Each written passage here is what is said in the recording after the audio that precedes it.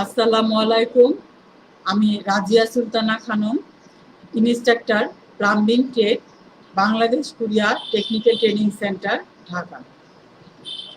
A two I এবং জনশক্তি কর্মসংস্থান প্রশিক্ষণ ব্যুরো বিএমএটি যৌথ উদ্যোগে আয়োজিত skill portal Bangladesh Facebook live ক্লাসে সকলকে স্বাগত।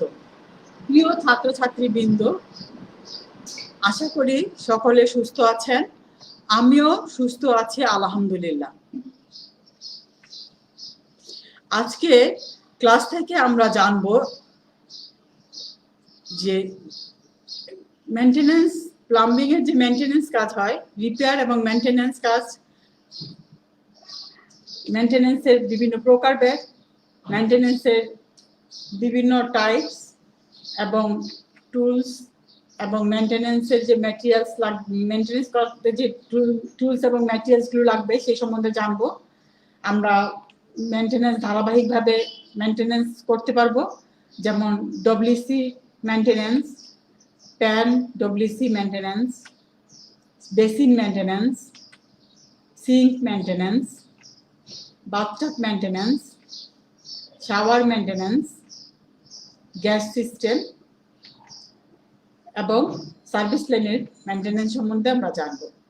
আমাদের ব্যবহারিক কাজ এবং বাস্তবে কাজ করার সময় আমাদের অবশ্যই সেফটি রুলসগুলি মেনটেন করতে হবে এবং হ্যান্ড টুলস এবং পাওয়ার টুলসগুলি নির্দেশিকা অনুযায়ী ব্যবহার করতে হবে এবং আমাদের নিজেদেরকে রক্ষা করার জন্য পার্সোনাল প্রোটেক্টিভ ইকুইপমেন্ট পিপিই ব্যক্তিগত সুরক্ষা সরঞ্জামগুলি অবশ্যই পরিধান করে নিতে হবে।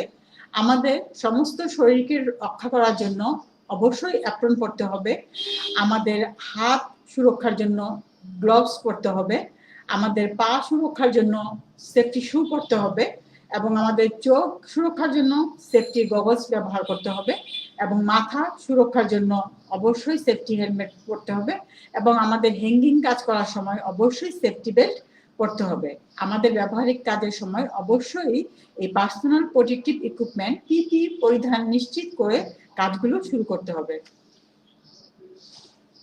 আমাদের এই প্লাম্বিং কাজের মেইনটেনেন্স কেন প্রয়োজন বলতে আমরা কি বুঝবো? তাহলে আমাদের যে মেইনটেনেন্স প্লাম্বিং সিস্টেম সম্বন্ধে আমাদের সকলেরই ধারণা আছে। তাহলে এই মেইনটেনেন্সটা যেহেতু প্লাম্বিং কাজের উপরে ব্যবস্থা নেওয়া হয়, তাহলে আমরা একটু বুঝে নেই যে মেইনটেনেন্সটা, প্লাম্বিং সিস্টেমের মেইনটেনেন্সটা কি। মেইনটেনেন্সের এই প্লাম্বিং ব্যবস্থাপনায় বিশুদ্ধ পানি সরবরাহ এবং দূষিত ময়লা গ্যাস নিষ্কাশনের ব্যবস্থাপনা, এই ব্যবস্থাপনায় নির্বিঘ্নভাবে এবং নিরবিচ্ছিন্নভাবে সঞ্চালনের জন্য প্লাম্বিং মেইনটেনেন্স অবশ্যই প্রয়োজন। তাছাড়া আমাদের মূল 4টি বিষয় লক্ষ্য করলে দেখব যে আমাদের যে সুস্থ জীবন, স্বাস্থ্যকর পরিবেশ পরিচ্ছন্নতার জন্য মেইনটেনেন্স প্রয়োজন। আধুনিক জীবন ব্যবস্থার জন্য এবং আমাদের জীবন ধারা সুন্দর রাখার জন্য, সচল রাখার জন্য অবশ্যই প্লাম্বিং সিস্টেমের মেইনটেনেন্স প্রয়োজন। আধুনিক প্লাম্বিং ব্যবস্থাপনায় পানি স্বল্পতায় ও খরার সময় সাহায্য করে। ওয়াটার সেভিংস ডিভাইসগুলোর ব্যবহারের মাধ্যমে খরচ সাশ্রয়ী করে এবং কর্মক্ষমতা বাড়ায়। তাহলে মেইনটেনেন্সটা আমাদের প্রতিটা জীবনের পার্টের সাথে মেইনটেনেন্সটা খুবই গুরুত্বপূর্ণ একটি বিষয়। আমাদের এই মেইনটেনেন্সটাকে 3টি ক্যাটাগরিতে রক্ষা করা যায়। যে মেইনটেনেন্সটা আমরা কিভাবে করব, আমাদের যে plumbing fixture, plumbing line, Suarez line, septic tank, water tank, everything plumbing সিস্টেমের সাথে জড়িত প্রত্যেকটি কম্পোনেন্টস, প্রত্যেকটি পার্টসকে আমরা একটি ধারাবাহিক নির্দেশিকা অনুযায়ী, ধারাবাহিক রুটিন ওয়াইজ একটা যদি মেইনটেনেন্স করি, তাহলে সেই জিনিসটা রক্ষণাবেক্ষণ কৌশল অবলম্বন করে তাহলে সেটা খুব ভালো হয়। যেমন আমাদের কিছু কিছু রক্ষণাবেক্ষণ করতে হয় ডেইলি বেসিস, সেটাকে আমরা ক্যাটাগরিতে ভাগ করতে পারি। ডেইলি মেইনটেনেন্স, কিছু আছে সাপ্তাহিকভাবে মেইনটেইন করা, সেটা হলো উইকলি মেইনটেনেন্স, এবং কিছু আছে বাৎসরিক বা সময় বা প্রয়োজন অনুযায়ী, সেটা হচ্ছে সিজনাল মেইনটেনেন্স। মেইনটেনেন্সের যে আরো কিছু ক্যাটাগরিজ আমরা ভাগ করতে পারি সেটা কাজের উপর ভিত্তি করে, যেমন রিপ্লেসমেন্ট অফ প্লাম্বিং ওয়ার্কস, যে প্লাম্বিং ওয়ার্কসগুলো করা হয়, পুরাতন যে কাজগুলো আছে সেগুলি রিপ্লেসমেন্টের মাধ্যমে করতে পারি। ড্রেন পরিষ্কার পরিচ্ছন্নতার মাধ্যমে, ড্রেনটা ক্লিনিং করার মাধ্যমে রাখতে পারি। তারপরে প্লাম্বিং যে ইয়েগুলো আছে, ঘূর্ণন যে আবর্তনগুলো আছে, সেই পাইপের আবর্তনটার উপরে নির্ভর করে মেনটেনেন্স করা যায়। প্লাম্বিং এর যে রিপেয়ার, যে ব্লকেজ হয়, ব্লক হয়ে যায়, আটকে যায় যে লাইনগুলো, সেটার উপর মেনটেনেন্স করতে হয়। টোটাল যে টয়লেটটা আছে, টয়লেটের যে বিভিন্ন ফিচার আছে সেটার উপরে টয়লেটের রিপেয়ার করতে হয়। এবং ফিচারের বিভিন্ন ফিচার যেমন বাথটাব, বেসিন, সিঙ্ক, এই ধরনের ফিচারগুলোর রিপেয়ার মেনটেনেন্স করতে হয়, প্রয়োজনে রিপ্লেসমেন্ট করতে হয়, এবং ওয়াটার হিটার মেনটেনেন্স করতে হয় এবং প্রয়োজনে ইনস্টল করতে হয় এবং রিপ্লেসমেন্ট করতে হয়, এবং সিওরেজ লাইনের যে ব্লকেজ আছে সেগুলো ক্লিনিং করে মেনটেনেন্স করতে হয়। আমরা এখানে একটি ত্রিমাত্রিক চিত্রের সাহায্যে এই প্লাম্বিং সিস্টেমের যে বিভিন্ন ফিচারগুলো আছে সেই ফিচারের পানি সরবরাহ এবং যে এটার যে সুয়ারেজ লাইন এবং ভেন্টিং যে সিস্টেম আছে সেই সিস্টেমগুলি বুঝতে পারছি। এইখানে যে সিআর আমাদের মেনটেনেন্স করতে গেলে আমাদের এই কানেকশনগুলি, ফিচার এবং পাইপ লেআউট সম্বন্ধে ভালোভাবে ধারণা থাকতে হবে। এখানে আমাদের যে পানি সরবরাহের ব্যবস্থাটা হয়েছে সেই ব্যবস্থাটা আমরা এইখানে দেখতে পাচ্ছি, এবং এখানে যে আমাদের যে সয়েল পাইপ এবং ব্যান্ড পাইপ, এই বিভিন্ন ফিচার থেকে যে কানেকশনগুলি পাইপের মাধ্যমে হয়েছে, এই কানেকশনগুলি আমরা সম্পূর্ণভাবে বুঝতে পারছি। কারণ আমাদের মেনটেনেন্স করতে গেলে এই ফিচার এবং পাইপ সম্বন্ধে এবং জয়েন্ট সম্বন্ধে বিস্তারিত ধারণা থাকতে হবে। এখানে একটি চিত্রের মাধ্যমে, ত্রিমাত্রিক চিত্রের মাধ্যমে পাইপগুলো সম্পূর্ণভাবে আমরা শনাক্ত করতে পারছি। এখানে আমাদের যে 4 ইঞ্চি সুয়ার পাইপ, সয়েল পাইপ যেটা বলতে পারি আমরা, যেটা ওয়েস্টেজ সুয়ারেজ লাইন থেকে কমোড থেকে যে ময়লাটা আছে সরাসরি যায়, সেটা 4 ইঞ্চি সুয়ারেজ পাইপের মাধ্যমে যায়, এবং 2 ইঞ্চি পি ট্র্যাপের মাধ্যমে, এবং এই 2 ইঞ্চি পি ট্র্যাপের মাধ্যমে এখানে একটা ভেন্টিং সিস্টেম করা হয়। ভেন্টিং পাইপটা সাধারণত 2 ইঞ্চি মাপের হয়, এবং এই যে টয়লেট ফ্ল্যাশটা, টয়লেটের যে সুয়ারেজটা যাবে, মলমূত্র যেটা নিষ্কাশন হবে, সেটা 4 ইঞ্চি টয়লেট ফ্ল্যাশের মাধ্যমে ট্রাপ এবং এই সোয়াইপ পাইপের মধ্যে কানেকশন হয়ে চলে আসে, এবং যেটা 3/4 ইঞ্চি মাধ্যমে গ্যাস লাইন, যে আমাদের রেঞ্জ বা বার্নার আছে, সেখানে এই গ্যাস লাইন 3/4 ইঞ্চি গ্যাস লাইনের মাধ্যমে, পাইপের মাধ্যমে করা হয়। এবং এখানে 1.5 ইঞ্চি পাইপের মাধ্যমে যে বাথটাব আছে, বাথটাবের যে ওয়েস্ট ওয়াটারটা নিষ্কাশন হবে, সেটা 1.5 ইঞ্চি পি টাইপের মাধ্যমে ওয়েস্ট ওয়াটার লাইনের মাধ্যমে এটাকে নিষ্কাশিত করা হয়।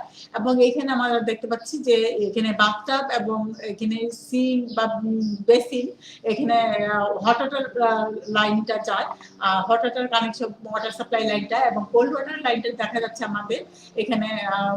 শাওয়ার, বাথটাব, বেসিন, কমোড, এখানে আমাদের এই যে ব্লু কালারের পাইপটা দিয়ে আমাদের কোল্ড ওয়াটার সাপ্লাই লাইনটা আমরা দেখতে পাচ্ছি। তো আমাদের এই যে আমরা এখান থেকে একটি পাইপের একটি বিস্তারিত মেজারমেন্ট সম্বন্ধে বুঝতে পারলাম। এখানে আমরা একটি বাথরুম বা টয়লেটের একদম ইন্ডিভিজুয়ালি পৃথক ভাবে যে কমোড আছে, কমোডের যে সুয়ারেজ লাইনটা, এটা মেইন ড্রেন লাইনটা কিভাবে যাচ্ছে, এখানে যে আমাদের এক্সিস্টিং যে মেইন সুয়ার লাইন আছে সেই লাইনে আমাদের কমোড থেকে এইখানে ড্রেন লাইনটা যাচ্ছে, ওয়েস্ট সুয়ারেজ লাইনের মলমূত্র যেটা নিষ্কাশিত হচ্ছে কমোড থেকে, এবং এই বেসিন থেকে যেটা ওয়েস্ট ওয়াটার যাচ্ছে সেটা ড্রেন লাইনে যাচ্ছে, এখানে দেখা যাচ্ছে। এবং এই গ্রিন কালার স্টেকটা দিয়ে, ব্যান্ড স্টেকটা দিয়ে এখানে দূষিত গ্যাসটা নিষ্কাশন করার যে ব্যবস্থাটা সেক্ষেত্রে দেখানো যাচ্ছে। এবং আমাদের যেখানে মেজারমেন্ট সাধারণত মেইন ড্রেন লাইনটা 4 ইঞ্চি আয়রন হয়, এবং আমাদের এখানে যে মূলত সুয়ারেজ লাইন এবং ওয়েস্ট ওয়াটার লাইনটা এবং ভেন্টিং, এই প্লাম্বিং টয়লেটের যে ভেন্টিংটা এবং সুয়ারেজ সাপ্লাইটা, নিষ্কাশনের যে ড্রেনেজ সিস্টেমটা, সেটা আমরা একটা পাইপ লেআউটের মাধ্যমে দেখতে পাচ্ছি। এখানে আমরা আবার দেখতে পাচ্ছি যে এখানে একটা কমোড, একটা বাথটাব এবং একটা বেসিন, এই ফিচারগুলোর যে কানেকশনগুলো, ওয়াটার সাপ্লাই এবং নিষ্কাশনের ড্রেন এবং এই সিস্টেমটা আমরা দেখে নিচ্ছি, এবং ব্যানিস্টারটা কিভাবে দেখে নিচ্ছি আর একটু বিস্তারিতভাবে আমরা পৃথকভাবে দেখে নিচ্ছি। এখানে একটি টয়লেট বাথরুমে যে পাইপলাইন গুলো যে কনসিল্ড অবস্থায় কিভাবে থাকে সেগুলো আমরা একটি চিত্রের মাধ্যমে দেখে নিচ্ছি। এই চিত্রে আমাদের যে কনসিল্ড ভাবে আছে পাইপলাইন গুলো, যে কমোড, বেসিন এবং যে ফ্লোরের সাথে পাইপ লেআউটটা কিভাবে আছে, এই প্রবলেমগুলি আমাদের এই লাইন সেটআপগুলি, কনসিল্ড সিস্টেমগুলি এবং ফিটিংসগুলি, এই ফিটিংসগুলি, ফিকচারগুলি কানেকশন সম্বন্ধে যদি আমাদের ভালোভাবে ধারণা না থাকে তাহলে আমাদের মেনটেনেন্স করা সম্ভব হবে না। তার জন্য আমাদেরকে সুন্দরভাবে মেনটেনেন্স করার জন্য এই ধরনের বিষয়গুলি খুবই ভালোভাবে আয়ত্ত করে নিতে হবে।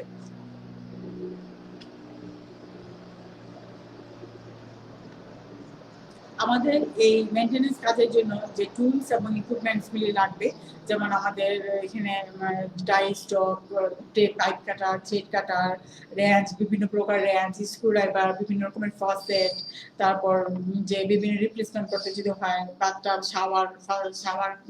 শাওয়ারগুলো এবং বিভিন্ন রকমের প্লাঞ্জার যেটা আছে, প্লাঞ্জার, এই ধরনের জিনিসগুলো আমাদের লাগবে।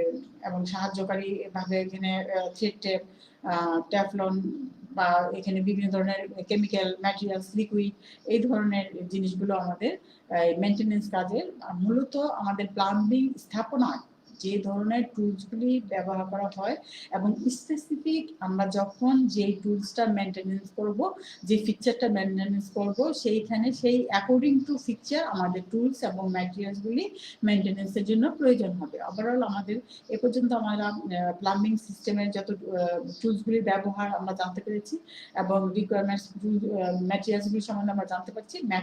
মেনটেনেন্স কাজটা যেহেতু ওভারঅল প্লাম্বিং সিস্টেমটা নিয়ে হচ্ছে, তাহলে আমাদের এখানে মূলত সবগুলি টুলসেরই যখন যেটা ফিচার অনুযায়ী প্রয়োজন সেই টুলসটা আমরা বেছে নিব এবং সেভাবে টুলসগুলি ব্যবহার করে কাজ করব।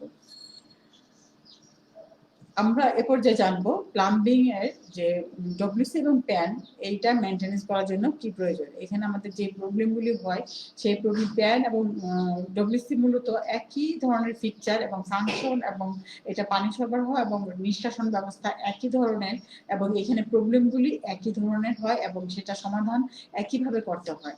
আমরা এখানে আমাদের যে প্রবলেমগুলি হয় যে ওয়াটার লেভেলটা ঠিকভাবে থাকতেছে না, যে নবটা ঠিকভাবে কাজ করছে কিনা, বা ফুট বাল্ব ঠিকভাবে করছে কিনা, বা প্লাস্টিক টিপটা ঠিকভাবে কাজ করছে কিনা, এই ধরনের সমস্যাগুলি আমাদের ফেস করতে হয় এবং আমরা জানবো এই সমস্যাগুলি আমরা কিভাবে সমাধান করব। আমাদের এখানে যখন আমরা বুঝতে পারবো যে আমাদের যে এই ফ্লাশিং ট্যাঙ্কের মধ্যে একটা ফ্লপার থাকে, সেই ফ্লপারে যদি কোনো সমস্যা হয় তাহলে আমাদেরকে এই যে এখানে ওয়াটার সাপ্লাই কানেকশনটা আছে, একটা ওই কানেকশনটা অ্যাঙ্গেল স্টপ ককের সাথে যে শাটআপ বাল্ব, সেটা দিয়ে আমরা এই কানেকশনটা বন্ধ করে দিব এবং তারপরে আমরা এখানে যে ফ্লাশিং ট্যাঙ্কটা আছে সেই ফ্লাশিং ট্যাঙ্কের যে ঢাকনাটা আছে, কাপারটা আছে, এটাকে আমরা উন্মুক্ত করে ভিতরের অবস্থাটা বুঝবো এবং দেখবো যে আমাদের এখানে কি ধরনের প্রবলেমগুলি হয়েছে। আমরা এখানে দেখতে পাচ্ছি যে একটি যে ফ্লাশিং যে এই চেইন আছে ফ্লপারের সাথে কানেক্টিং, এই ফ্লপারের চেইনের মধ্যে সমস্যা। এখানে কি ধরনের সমস্যাগুলি হয়, সাধারণত এই ফ্লপার চেইনটা ছিঁড়ে যেতে পারে, কখনো হয়তো এই ফ্লপার চেইনের এটা বেশি দীর্ঘ হতে পারে, অথবা এটা কখনো হয়তো টেম্পারেচারের কারণে, বা কখনো হয়তো এটা শর্টেজ হয়ে যেতে পারে, খাটো হয়ে যেতে পারে অথবা বর্ধিত হতে পারে। সেক্ষেত্রে এই ফ্লপারটা ঠিকভাবে কাজ করে না, এখানে একটা সমস্যার সৃষ্টি হয়।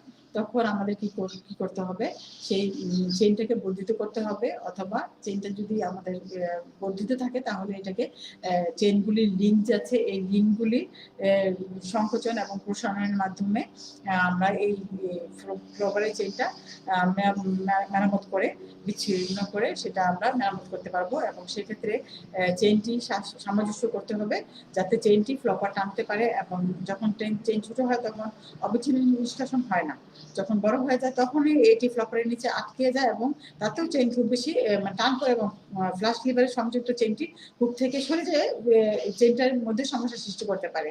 এবং এই বিচ্ছিন্ন তখন এই চেইনের যে লিঙ্কগুলো আছে, এই যে চেইনের যে লিঙ্কগুলো আছে সেগুলি আমাদেরকে লিঙ্কগুলির মধ্যে সংকোচন এবং প্রসারণ করে লিঙ্কগুলি কমিয়ে এবং বাড়িয়ে আমাদের পুনরায় ঠিক করতে হবে এবং পুনরায় এই লিভারের সাথে সংযোগ করে আমাদেরকে সচল করে নিতে হবে।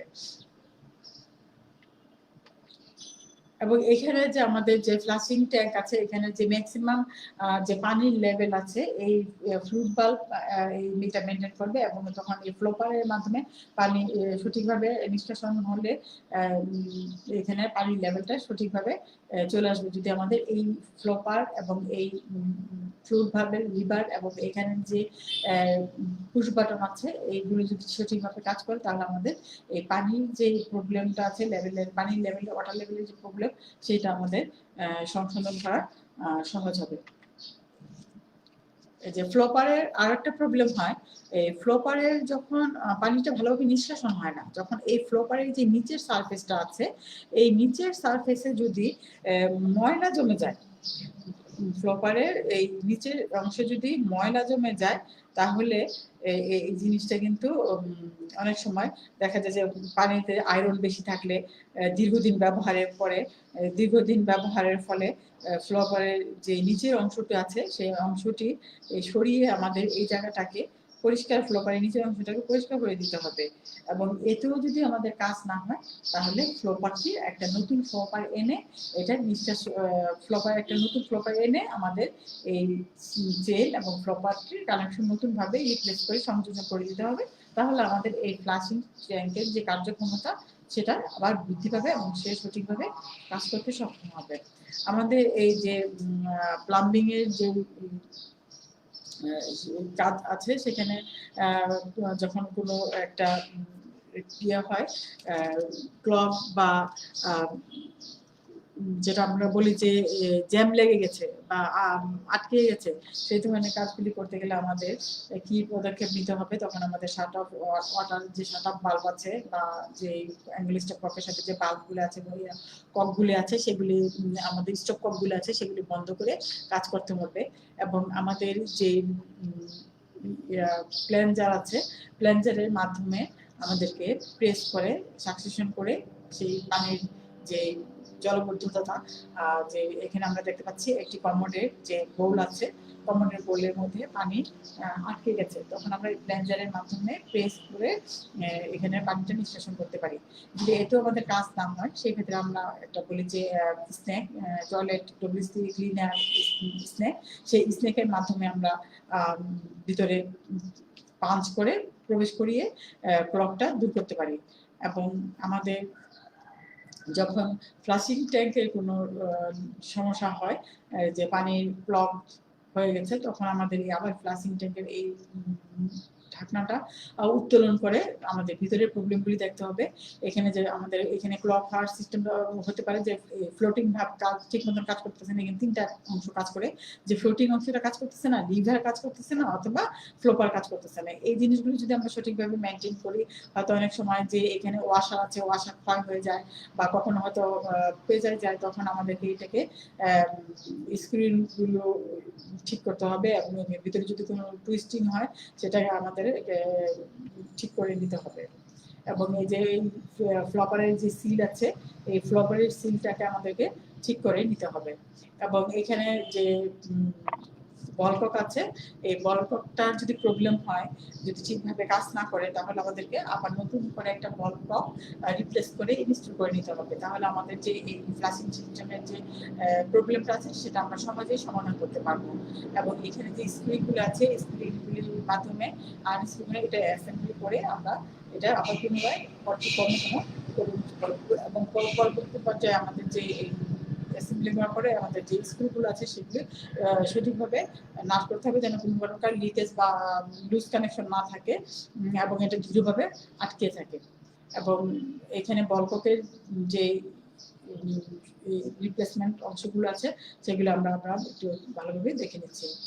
এবং এখানে যে আমরা নতুন একটা বলকক রিপ্লেস করার পরে এটা কর্মক্ষমতা, পানি সঞ্চালন ব্যবস্থা সঠিকভাবে হচ্ছে, সেটা আমরা চেক করে নিচ্ছি। এবং আমাদের এখানে যে আবার একটা প্রবলেম হয় ফ্লাশিং ট্যাঙ্কে, যে ফ্লাশটা হচ্ছে কিন্তু পানির ফোর্সটা দ্রুত হয় না, মানে বেশি পরিমাণে যায় না, উইক ফ্লাশ যেটাকে আমরা বলি। এই উইক ফ্লাশের সময়ও আমাদেরকে দেখতে হবে যে এই যে ফ্লাশ বাল্ব আছে, এইটার ফ্লাশ বাল্বের যে ট্যাঙ্কটা আছে, এই ট্যাঙ্কের নিচ নিচের যে প্রবলেমটা আছে সেটাকে আমাদেরকে সংশোধন করতে হবে। এবং এই ফ্লাশিং ট্যাঙ্কের আমরা আবার বলি যে এই ফ্লাশিং ট্যাঙ্কের যে নিচে এই নিচের যে এখানে ব্লক হতে পারে, ময়লাগুলো পরিষ্কার করে দিতে হতে পারে, এবং এখানে যদি আমরা ক্লিয়ার করে যাই তাহলে আমাদের যে এই যে ফ্লাশ ডব্লিউসি যে রিম আছে, অনেক সময় এই রিমের কতগুলি আউটলেট থাকে বা যেটা আমরা বললাম ছিদ্র মুখ থাকে, সেগুলো যদি বন্ধ হয়ে যায় সেক্ষেত্রেও পানির ফোর্সটা বেশি থাকে না, উইক ফ্লাশিং হয়। তখন আমাদের এই রিমের চতুর্পাশে যে অংশগুলো আছে এটাকে আমাদেরকে পরিষ্কার করে দিতে হবে। তাহলে আমাদের এই যেখানে ছিদ্রগুলি পরিষ্কার হয়ে গেলে আমাদের ফ্লাশিংটা ভালো হবে, পানির ফোর্সটা ভালো আসবে, তখন আর ওই ফ্লাশিং উইক যে প্রবলেমটা আছে সেটা হবে না। এবং আমাদের এই ফ্লাশিং ট্যাঙ্কের যে জয়েন্ট আছে, যে কানেকশন জয়েন্টটা, এখানে দেখা যায় যে যে ইয়েটা আছে পানির সাপ্লাইয়ের যে পানিটা যে এখান থেকে কানেকশন হয়ে যে ফ্লাশিং রিমে যায়, এখানে অনেক সময় দেখা যায় যে পানির লিকেজ হয়। এই লিকেজটার কারণ হচ্ছে যে এখানে যে ওয়াশারটা থাকে বা স্ক্রিন সিস্টেমটা থাকে, ওয়াশার নাট, এই এখানে যে কোনো প্রবলেম হয়, এটা যদি ওয়াশারটা ক্ষয় হয়ে যায়, নাটটা যদি দুর্বল থাকে, সঠিকভাবে যদি না কানেকশনটা ঠিক না থাকে, তাহলে এখানে একটা এই ওয়াটার ট্যাঙ্কে একটা লিকেজ হয়। এখানে যদি আমরা সংশোধন করে দিই তাহলে আমরা এই সমস্যা থেকে অতিক্রম করতে পারি। এবং যদি দেখা যায় যে এরপরেও যদি আমাদের এই সমস্যাটা আমরা দূর করতে না পারি, সেক্ষেত্রে আমরা এই ওয়াটার সিলের যে ইয়াটা আছে সেটা আমরা রিপ্লেস করতে পারি। এবং আমাদের অনেক সময় দেখা যায় যে আমাদের যে ডব্লিউসি আছে, এই ডব্লিউসি যে সিট, এই সিটেও অনেক সময় হয়তো ভেঙে যায় অথবা কোনো একটা প্রবলেম দেখা যায়, তখন এই সিটটা আবার আলাদা কিনতে পাওয়া যায়, তখন আমাদেরকে এই সিটটাকে রিমুভ করে নতুন একটা সিট রিপ্লেস করে দেওয়া যায়। এই অংশটা সহ, এই অংশটা হয় সিট কভার সহ, এটা আমাদের কিনতে পাওয়া যায়। এটা আমাদের যে মডেল আছে এই মডেলের রিকোয়ারমেন্টস অনুযায়ী সিট এনে এটা কভার রিপ্লেস করে দেওয়া হবে। এখানে স্ক্রুইং সিস্টেম আছে এবং ওই কমোডের যে বল আছে ওইখানে ওই স্প্রিং এর মাধ্যমে এটাকে ফিক্সড করে দিয়ে দেওয়া যায়। এবং এইভাবে আমরা একটি নতুন একটি সিট স্থাপন করে নিতে পারি। আমাদের যে অনেক সময় দেখা যায় যে পানি সরবরাহ ব্যবস্থা আর একটু একটু করে পানি পড়তেই থাকে, কলগুলিতে পানি পড়তেই থাকে, এই ধরনের প্রবলেমগুলিতে আমরা কি করবো, বা এই যে ফ্লাশিং ট্যাঙ্কের যে বিভিন্ন প্রবলেমটা আমরা বলে আসলাম, দেখে আসলাম যে এখান থেকে হয়তো কন্টিনিউয়াসলি একটু পানি পড়তেই আসছে, একটা লিকেজ হচ্ছে, এখানে যে আমাদের যে একটা পানির যে অপচয়, এইটা যদি আমরা ঠিকভাবে সঠিকভাবে যদি শনাক্ত না করি, ইন্সপেকশন না করে যদি এটা সংশোধন না করি বা মেনটেনেন্স না করি, সেক্ষেত্রে কিন্তু আমাদের পানির যে একটা অপচয় বা পানির যে একটা বড় মাত্রার যে একটা পানির বিল একটা কিন্তু, যেহেতু এখানে পানি সবসময় খরচ হয়ে যাচ্ছে, কনজিউম হয়ে যাচ্ছে, সেই জিনিসটা কিন্তু বেড়ে যায়। এই জিনিসগুলি অতিমাত্রায় বিল নিয়ন্ত্রণের জন্য এবং পানির অপচয় রোধ করার জন্য আমাদেরকে অবশ্যই যে ওয়াটার যে লিকেজটা হয় সেগুলি মেনটেনেন্স করে আমাদেরকে এই পানির সংযমটা, মানে পানির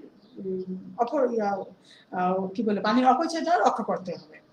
যেমন এইখানে আমাদের দেখা যায় অনেক সময় কলটা বন্ধ করে দেওয়া হয়েছে, কিন্তু টিপ টিপ করে একটা পানি পড়তেই থাকে এবং একটা সাউন্ড হতেই থাকে, এবং এটা খুব একটা বিরক্তকর একটা পরিবেশের সৃষ্টি করে এবং সাথে আমাদের এখানে পানির অপচয় করে। সেক্ষেত্রে আমাদের পানি অপচয় রোধ করার জন্য এইখানে যে আমাদের ফসেটগুলি আছে, সেই ফসেটগুলি ভালোভাবে মেনটেন করতে হবে এবং ফসেটগুলি প্রয়োজনে রিপ্লেস করতে হবে। এবং আমাদের যে মেইন ওয়াটার সাপ্লাই, যে কনসিল ওয়াটার সাপ্লাইয়ের সাথে যে আমাদের ফিচারের যে ফসেটের যে কানেকশন, সেখানে যদি কোনো লিকেজ থাকে, যেমন এখানে ওয়াশার বা এখানে যদি জয়েন্টটা ঠিকভাবে না হয়, তাহলে এখানে পানি একটা পড়তে থাকে, এটা লিকেজটা হয়, সেটা আমাদের এইখানে এই কানেকশনটা যদি আমরা মেনটেনেন্স করতে পারি, মেরামত করতে পারি, ওয়াশারটা চেঞ্জ করে বা এখানে যে থ্রেড টেপ দিয়ে আবার এই লিকেজটাকে ভালোভাবে থ্রেডটা অংশটাকে ভালোভাবে পেঁচিয়ে এই লিকেজটা আমরা দূর করতে পারি। এবং বেসিন বা সিঙ্কের নিচে দেখা যায় অনেক সময় আমাদের এখানে যে একটা ওয়েস্ট ওয়াটারের একটা লিকেজ, পানি পড়তে থাকে, এখানে একটা লিকেজ সৃষ্টি হয়, সেক্ষেত্রে আমাদের এই জয়েন্টগুলি আবার ভালোভাবে রিপ্লেস করে এবং জয়েন্টগুলিতে থ্রেড টেপ ভালোভাবে পেঁচিয়ে, প্রয়োজনে আমাদের যে গাম আছে বা সলিউশন আছে, যখন যে পাইপের যেমন সিপিপিসি যেমন ট্রিটমেন্ট দরকার, সিপিপিসি সেই ট্রিটমেন্ট দিতে হবে, পিপিসি হলে পিপিসি ট্রিটমেন্ট দিতে হবে, কপার হলে কপারের সোল্ডারিং করতে হবে। এই অনুযায়ী যদি আমরা এই জয়েন্টগুলি যদি সঠিকভাবে মেনটেন করতে পারি বা রিপ্লেস করতে পারি, তাহলে আমরা এই ধরনের সমস্যাগুলি অতিক্রম করতে পারবো। এবং সর্বোপরি আমরা যদি এই ব্যবস্থাটা যদি সম্পূর্ণভাবে সঠিকভাবে মেনটেন করে আসি তাহলে কিন্তু দেখতে পাবো যে আমাদের যে পানির যে অপচয় হতো, আমাদের যে বিল বেশি আসতো, সেটা আমরা রক্ষা করতে পারবো এবং আমরা এখানে পানির অপচয় রোধ করতে পারবো। আমাদের যে ড্রেন আছে, ড্রেন এবং ওয়েস্টের যে কিছু প্রবলেম আছে, সেই প্রবলেমগুলি সম্বন্ধে আমরা একটু জানবো। এখানে আমাদের যে সিঙ্ক আছে, বিশেষ করে সিঙ্কের অনেক সময় এখানে পানিটা ঠিকভাবে পরিষ্কার হয় না, নিষ্কাশন হয় না। এইটা কেন হয়? এখানে যখন আমরা ব্যবহার করি, এটা আমাদের একটা প্রতিদিনের একটা মেনটেনেন্স থাকতে হবে।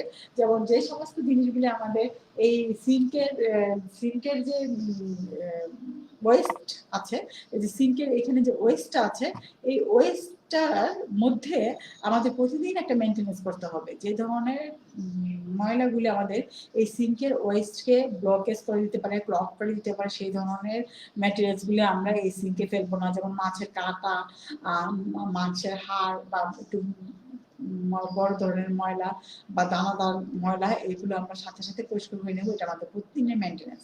এরপরে যখন জমে যায়, এইখানে এই যে ট্রাপগুলো আছে, এই ট্রাপগুলিতে আমাদের জমে যায়, এই জিনিসগুলো আমাদেরকে ওয়েস্টটা খুলে মেনটেন করতে হবে। এবং এখানে যদি আমরা অন্তত সপ্তাহে বেসিসে যদি একটু মেনটেনেন্স করতে পারি, যে সপ্তাহে বেসিসে আমরা সিঙ্ক এবং বেসিনগুলো, ওয়েস্ট পাইপগুলো আমরা ক্লিয়ার করে দিলাম, এবং তাহলে আমাদের যে মেইন লাইন আছে, মেইন লাইনে কিন্তু আমাদের পানি সঞ্চালনটা, নিষ্কাশনটা ভালোভাবে হবে। এই ধরনের প্রবলেমগুলি আমরা সহজেই অতিক্রম করতে পারবো।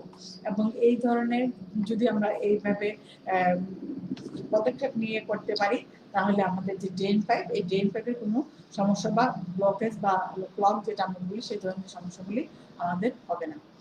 এবং এই ড্রেনটাকে সংরক্ষণের মেনটেন্স করার জন্য অনেক সময় আমাদের এখানে যে একটু গরম পানি বা ভিনিগার মিশ্রিত পানি যদি দিয়ে দিই, অনেক সময় তৈলাক্ত বা চর্বিযুক্ত যে ময়লাগুলো আছে, সেটাকে পাইপলাইনটা ক্লিন করে নিয়ে যায়। যেমন আমাদের দেশে সাধারণত কুরবানি ঈদে অনেক তেল, চর্বি, এগুলি আমাদের মাংস, এগুলি ধোয়াধুয়ি করার সময় এই ওয়েস্ট অনেক রকমের যে তৈলাক্ত জিনিসগুলো আছে, সেই তৈলাক্ত জিনিসগুলি জমে কিন্তু একদম পাইপ লাইন, যে প্লাম্বিং এর যে ওয়েস্ট লাইন আছে, সেই লাইনটাকে কিন্তু নিষ্ক্রিয় করে দিতে পারে। সেই জন্য আমাদের যখন আমরা এই ধরনের কাজগুলি করব, তৈলাক্ত বা চর্বি জাতীয় কাজগুলি ধোয়াধুয়ি করব, তখন আমাদেরকে অবশ্যই গরম পানি দিয়ে আমাদের এই লাইনটাকে সচল করতে হবে। কারণ গরম পানিতে তেল চর্বিগুলি গলে যেয়ে লাইনটার যে পানির প্রবাহ আছে, ওয়েস্ট ময়লা পানিটা, সেটাকে প্রবাহটা সচল রাখতে সক্ষম করবে।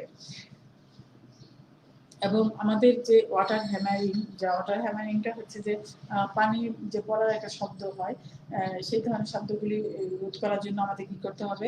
যখন আমাদের এই ধরনের প্রবলেমগুলি হয়, আমাদের যে মেইন সাপ্লাই ওয়াটার আছে, সেখানে যে ওয়াটার যে বাল্ব আছে, শাটার বাল্ব, সেই শাটার বাল্বটা আমাদেরকে একদম বন্ধ করে দিতে হবে। বন্ধ করে একদম টপ টু বটম সবগুলি আউটলেট, মানে কলগুলি, যা ফসেটগুলি আমাদেরকে খুলে দিতে হবে, যে সমান প্রেসে যে আমাদের পানিটা আছে সেটা প্রবাহিত হয়ে যায়। অনেক সময় পাইপলাইনে যদি বায়ু আটকে যায়, তখন এই ধরনের প্রবলেমগুলি দেখা দেয়। তার জন্য আমাদের মেইন ওয়াটার সাপ্লাইটা বন্ধ করে আমাদেরকে সমস্ত কলগুলি, ফসেটগুলি পানিটা ছেড়ে দিলে পানিটা সাপ্লাইটা হবে, তখন ভিতর থেকে এই যে বাতাসটা আছে পানি সরবরাহের জন্য, ওই জিনিসটা মানে সংশোধন হওয়ার ব্যবস্থা করা হবে।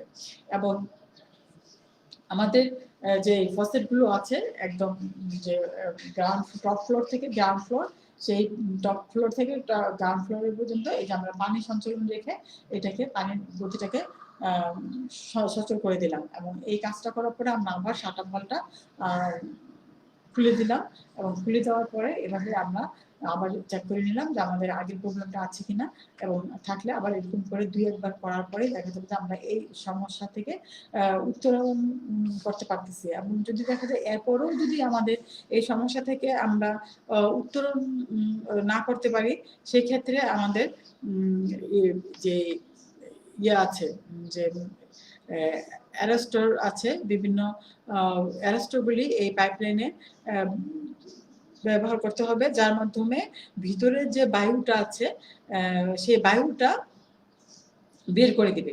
এখানে পানি নিষ্কাশন করা যদি এরপরেও যদি আমাদের ঠিকভাবে কাজটা না হয়, তাহলে সমস্যা সমাধান না হয়, তাহলে পাইপের বায়ু শূন্য করার জন্য ওয়াটার হ্যামার অ্যারোস্টর ইনস্টল করতে হবে। এখানে যে আমাদের এই ওয়াটার হ্যামার ইনস্টল আছে একটা ফিটিংস, সেই ফিটিংসটা ইনস্টল করতে হবে। এবং এখানে আমাদের যে বিভিন্ন যে কানেকশনগুলো আছে সেই কানেকশন অনুযায়ী আমাদের এখানে আমরা কোল্ড ওয়াটার হট ওয়াটার যে সাপ্লাই লাইন, সেখানে একটা হ্যামার অ্যারোস্টর ওয়াটার হ্যামার অ্যারোস্টর ইনস্টল করে নিতে পারি। এখানে যে আমাদের ইনস্টল করে নেওয়ার পরে আমরা দেখে নিচ্ছি যে এটা আমাদের ওয়াটার হ্যামার, এই জিনিসগুলো হচ্ছে আমাদের ওয়াটার হ্যামার অ্যারেস্টর। এই জিনিসটার মাধ্যমে গ্যাসটাকে লাইনের যে বায়ুটা আছে, এয়ারটাকে টেনে নেয়, তার জন্য প্রবলেমটা হয় না।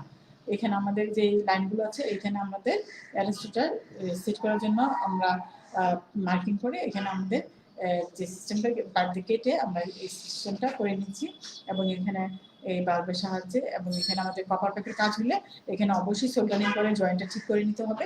এই যে এখানে আমরা সোল্ডারিং করে এখানে একটা ফিটিংসের সাহায্যে এইখানে এই যে ওয়াটার হ্যামার অ্যারেস্টরটা সেট করে নিলাম। এবং এখানে আমরা এই ওয়াটার হ্যামার অ্যারেস্টরটা সেট করে নিলাম। এবং এখানে যে পাইপ লাইনটা আছে সেই পাইপ লাইনটা যেন আমাদের দৃঢ়ভাবে আটকানো থাকে, সেই জন্য আমাদের এই ক্ল্যাম্প এবং স্ক্রুটা দৃঢ়ভাবে আটকে দিতে হবে। স্ক্রুগুলো আমাদের ভালোভাবে চেক করে আটকে দিতে হবে। প্রয়োজনে যদি আমাদের এইখানে সেইটা আমাদের স্ক্রু করার জন্য যদি আমাদের এই পাইপ এবং স্ক্রু ক্ল্যাম্প যদি ভালোভাবে সংযুক্ত না হয়, সেই ক্ষেত্রে আমাদেরকে এই একটা পাইপের মধ্যে ইনসুলেশন ব্যবহার করে আমরা এইটাকে দৃঢ়তা রক্ষা করতে পারি। প্রয়োজনে আমাদের কি করতে হবে? প্রয়োজনে আমাদেরকে ইনসুলেশন ব্যবহার করতে হবে। এবং আমাদের যে বাথরুমে বিশেষ করে যে হেয়ার ক্লগ মানে চুল যে ধরনের জলপদ্ধতি সৃষ্টি হয়, এটা একটা কমন একটা প্রবলেম। আমাদের সাধারণত প্রতিদিনই এই জিনিসটা করা উচিত। আমাদের গোসলখানা বা বাথরুমে যে শাওয়ার নেওয়ার পরে প্রতিদিনই আমাদের যে বাথরুমে যদি চুল থাকে সেগুলো আমাদেরকে রিমুভ করা উচিত। এবং এই যে ফ্লোর ট্রাপ থাকে, ফ্লোর ট্রাপের যে ফ্ল্যান্স বা জালি বলি আমরা, সেই জালিটাকে পরিষ্কার পরিচ্ছন্ন করা উচিত। এবং প্রয়োজনে এই জালিটার সাথে এক্সট্রা একটা ডিভাইস ইউজ করা উচিত, যার মাধ্যমে যে এটাকে আমরা বলি ড্রেন স্কিনিং। এইখানে ট্রাপের ফ্ল্যান্সের সাথে এই যে জালিটার সাথে যদি আমরা একটা ড্রেন স্কিনিং ব্যবহার করে নিই, তাহলে আমাদের চুল যেগুলো আছে এখানে এসে জমা হয়, তখন আমরা এইটাকে পুল আপ করে উঠিয়ে এখানের যে হেয়ারগুলো আছে সেটা রিমুভ করে দিতে পারি। তাহলে আমাদের এই চুলগুলি আর পরবর্তী লাইনে যে আর ব্লক হওয়ার সম্ভাবনা থাকে না। এখানে যদি আমরা ট্রিটমেন্টটা করে নিই, তাহলে সহজভাবে এই হেয়ার ব্লকটা প্রতিরোধ করা যায়। এবং এখানে যে আমাদের যে বেসিন বা সিঙ্ক আছে, ওই ওয়েস্টের মাধ্যমে যদি আমরা একটা জালি দিয়ে নিই, তাহলে আমাদের যে এই ধরনের কিচেনে যদি আমরা একটা স্টেনার ব্যবহার করি ওয়েস্টের উপরে, তাহলে আমরা এই ধরনের সমস্যাটা অতিক্রম করতে পারবো এবং এই ধরনের ক্লগ থেকে আমরা মুক্ত থাকতে পারবো। এবং এখানে যদি আমরা ফেব্রিক সফটনার শিট পাওয়া যায়, সেই ধরনের ওয়েস্টগুলির মধ্যে যদি একটা ফেব্রিক সফটনার শিট ব্যবহার করে রাখি, তাহলেও আমাদের এই ধরনের ক্লগগুলি থেকে আমরা মুক্ত থাকতে পারবো। এবং এই সিঙ্কের আনক্লক করার জন্য আমাদের যখন সিঙ্কের যদি কখনো কোনোভাবে ক্লক হয়ে যায়, তখন আমাদের কি করতে হবে? একটা হ্যাঙ্গারের বা একটা শক্ত তার বা স্ন্যাকের মাধ্যমে আমরা এটাকে রেনিং করে এটার ময়লাটা দূর করতে পারি এবং প্রয়োজনে প্লাঞ্চ করতে পারি এবং ট্রাপটা খুলে আমরা ক্লিন করে নিতে পারি, বা ম্যাজিক পাইপ বা ওয়াইস পাইপটা খুলে আমরা পরিষ্কার করে নিতে পারি। এবং আমরা এখানে যে স্নেক আছে, সেই স্নেক লাইন দিয়ে আমরা এটাকে ভিতরের দিকে দিয়ে রেনিং করে বা পুশ করে পরিষ্কার করে নিতে পারি। এবং আমাদের বাথটাবের মধ্যে যে বাথটাবের যে ড্রেন আছে, এখানেও কিছু ক্লগের সমস্যা হয়। এখানেও আমাদের বাথটাবেও একটা ওয়েস্ট আছে, সেই ওয়েস্টটাতেও আমরা যে হেয়ার ক্লগ আছে, এই হেয়ার ক্লগের ট্রিটমেন্টটা যদি করে নিতে পারি, তাহলে আমাদের এই বাথটাবের যে ক্লগ সেটা থেকে আমরা অতিক্রম করতে পারি। এবং আমরা এখানে সেম বেসিন এবং কিচেন বেসিন কিচেন সিঙ্কের মতন স্টেনার ব্যবহার করতে পারি। এবং প্রয়োজনে আমাদের এখানে ফ্ল্যান্স আছে, বেসিন বাথটাব পরিষ্কার করার মতন ছোট ফ্ল্যান্স আছে, সেই ফ্ল্যান্স দিয়ে প্রেস করে আমরা এখানে এই সাকশন করে আমরা এখানে ক্লগটা দূর করতে পারি। এবং আমাদের যে ইয়াটা আছে শাওয়ারের যে প্রবলেমগুলি হয়, শাওয়ারে যদি কোনো লেকিং থাকে সেটা আমরা দূর করার জন্য আমাদের যে মেইন ওয়াটার সাপ্লাই আছে সেখানে আমাদের শাট-অফ পাল্টা সেটাকে বন্ধ করতে হবে। এবং আমাদের শাওয়ার আছে, শাওয়ারের যে হেড আছে, হেডে কোনো ধরনের হেডের প্রয়োজন অনুযায়ী পানির ফোর্সটা থাকে না, অনেক সময় এখানে আয়রন বা ময়লা জমে এটা সমস্যার সৃষ্টি হয়, তখন আমাদের এই শাওয়ার হেডটা খুলে এখানে মেনটেনেন্স করতে হবে এবং পরিষ্কার পরিচ্ছন্ন করে আমাদেরকে এখানে আবার নতুন করে কানেকশন দিতে হবে এবং প্রয়োজনে একটা নতুন শাওয়ার এখানে রিপ্লেস করে দিতে হবে। এবং এখানে যে আমরা দেখতে পাচ্ছি ভিনিগার বা যে ক্লিনিং ম্যাটেরিয়ালস গুলো আছে সেই ম্যাটেরিয়ালস এর মাধ্যমে আমরা এগুলো পরিষ্কার করে দিব। এবং আমাদের যে ওয়াশার আছে এবং থ্রেড পাইপ আছে, এখানে লিকেজের সৃষ্টি হলে সেখানে থ্রেড পাইপ ভালো করে ওয়াশারটা ভালো করে আমাদেরকে দিয়ে দিতে হবে। এখানে আমরা এই কানেকশনটা কিভাবে করব ওয়াশিং হেডে সেই জিনিসটা একটু দেখে নিচ্ছি।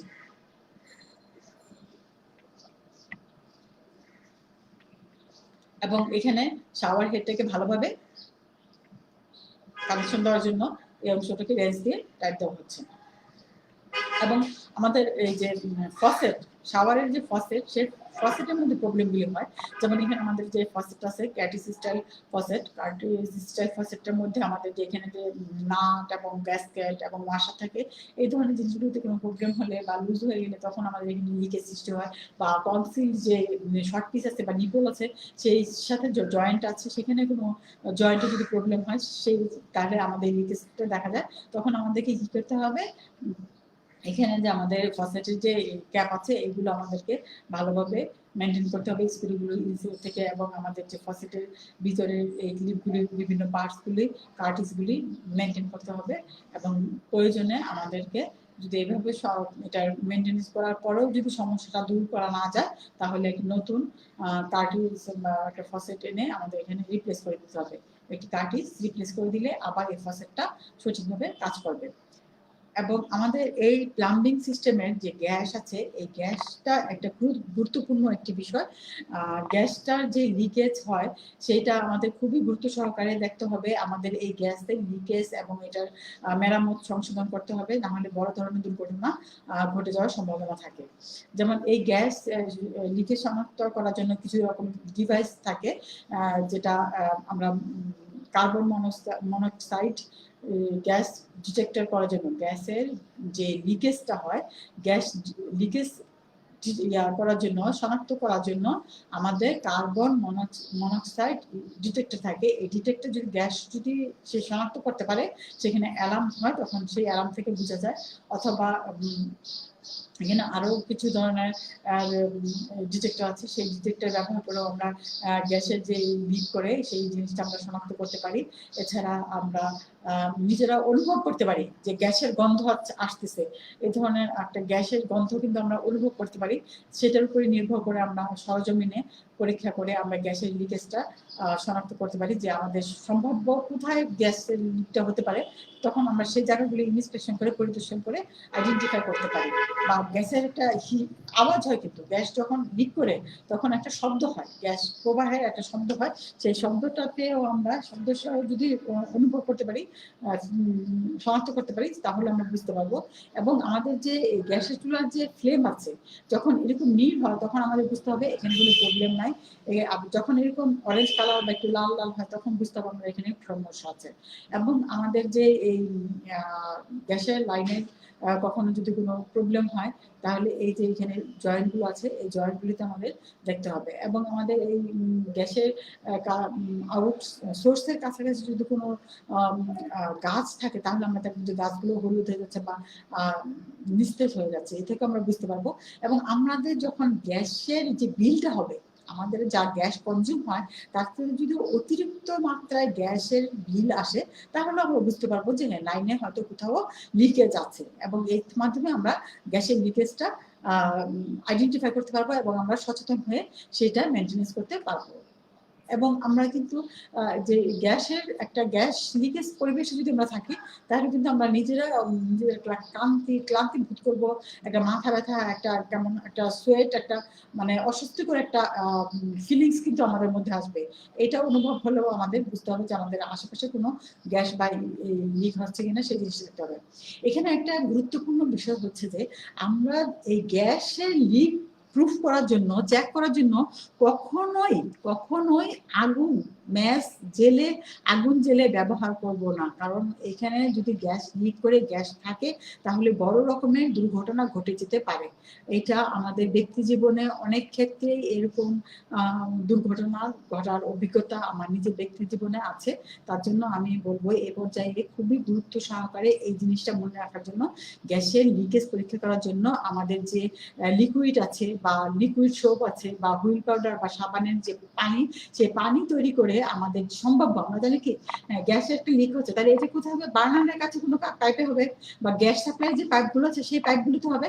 তখন আমাদের সেই পাইপগুলোর যে জয়েন্ট আছে সেই জায়গায় শনাক্ত করে আমাদেরকে এই যে সাবান পানির মিশ্রণটা দিয়ে দেখতে হবে। সেখানে আমাদের এই যে জয়েন্টগুলোতে সাবান পানিটা দিতে হবে এবং সাবান পানি দেওয়ার পরে যদি এরকম বুদবুদ সৃষ্টি হয়, এইরকম বুদবুদ সৃষ্টি হলে আমরা বুঝতে পারবো যে এখানে আমাদের গ্যাস লিক করতেছে এবং সেই অনুযায়ী আমাদের ব্যবস্থা নিয়ে পদক্ষেপ নিয়ে এইখানে গ্যাসের লিকেজ মেনটেনেন্স করতে হবে এবং প্রয়োজনে আমাদের এটাকে রিপ্লেস করে দিতে হবে। এবং আমরা গ্যাসে যেখানে থাকবে সেখানে আমাদের অবশ্যই কাজ করার আগে জানালা বা দরজা খুলে ভিতরে যে গ্যাসটা আছে, জ্যাম হয়ে থাকা গ্যাসটা, সেটাকে দূর করে নিতে হবে এবং গ্যাসের চুলা সবসময় সঠিকভাবে বন্ধ করে রাখতে হবে। এবং এরপরও যদি আমাদের এই সমস্যার সমাধান না করা যায় তো আমাদের গ্যাস সাপ্লাই সিস্টেমের যারা আছে অথরিটি, তাদেরকে ইনফর্ম করতে হবে এবং সেই অনুযায়ী ব্যবস্থা নিতে হবে। আমাদের যে মেইন ড্রেনের যদি কখনো ব্লক হয় সেই ক্ষেত্রে আমাদের মেইন ড্রেনের যে ব্লক আছে সেই পয়েন্টগুলি, আউটলেটগুলি শনাক্ত করতে হবে। সেই শনাক্ত করা জায়গাগুলিতে আমাদের যে স্নেক আছে বা প্লেঞ্জার আছে সেই জায়গাগুলিতে কাজ করতে হবে এবং এই কাজগুলি করার সময় আমাদেরকে অবশ্যই পার্সোনাল প্রোটেক্টিভ ইকুইপমেন্ট ভালোভাবে পরিধান করে নিতে হবে এবং আমাদের এই যে আউটলেটগুলি যে প্লাগ দিয়ে লাগানো থাকে সেটাকে খুলে আমাদের এখানে যে ক্লিনিং ম্যাটেরিয়ালস গুলো আছে, ইকুইপমেন্টস গুলো আছে, তার মাধ্যমে এটাকে ক্লিন করে দিতে হবে এবং এই ক্লিন করে নেওয়ার পরে আমাদের এই লাইনগুলো সঠিকভাবে কাজ করবে এবং এখানে কোনো জলাবদ্ধতা থাকবে না এবং লাইনের কোনো সমস্যা থাকবে না। তাহলে আমাদের আউটলাইনগুলি সঠিকভাবে পরিচ্ছন্ন হয়ে যাবে এবং আমরা একটি সুন্দর স্বাস্থ্যকর পরিবেশ রক্ষা করতে পারবো। প্লাম্বিং মেনটেন্যান্সের ফলে অস্বাস্থ্যকর এবং গ্যাস বিস্ফোরণ দুর্ঘটনা থেকে মুক্ত রাখতে সাহায্য করবে এবং দুর্ঘটনা মুক্ত নিশ্চিত করতে এবং সেরকম যে সতর্কতা অবলম্বন করতে হবে। এবং এই প্লাম্বিং সিস্টেমের মেনটেন্যান্সের সময় যে টুলসগুলি ব্যবহার করতে হবে সেই টুলসগুলি অবশ্যই আমাদেরকে সতর্কতার সাথে ব্যবহার করতে হবে এবং সেফটি রুলস আমাদেরকে সঠিকভাবে অনুসরণ করতে হবে এবং সতর্কতার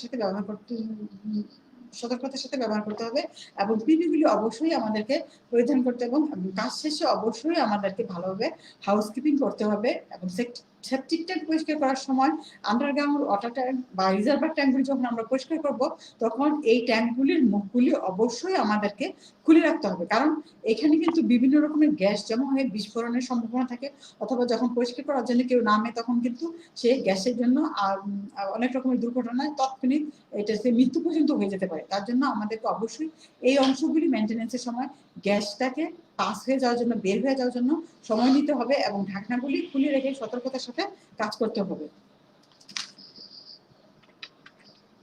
এখানে যদি কারো প্রশ্ন থাকে তাহলে কমেন্ট বক্সে করতে পারে। এখানে মেনটেন্যান্সের আমি এ পর্যন্ত যা আলোচনা করে আসলাম প্রতিটি ধাপেই আমাদের এখানে প্রশ্ন করার অনেক সুযোগ আছে এবং এখান থেকে চাকরি বা বিভিন্ন পরীক্ষায় অনেক প্রশ্ন আসার সম্ভাবনা থাকে। আজকে এই অধিবেশন বা ক্লাসে আমার সাথে ধৈর্য সহকারে থাকার জন্য সকলকে ধন্যবাদ এবং সকলের সুস্থতা কামনা করে আগামী ক্লাসে অংশগ্রহণের জন্য আমন্ত্রণ জানিয়ে আজকে আমার এই ক্লাস এখানে সমাপ্তি ঘোষণা করছি। সবাইকে স্বাগতম জানিয়ে আগামী ক্লাস দেখার জন্য আসসালামু আলাইকুম, আল্লাহ হাফেজ।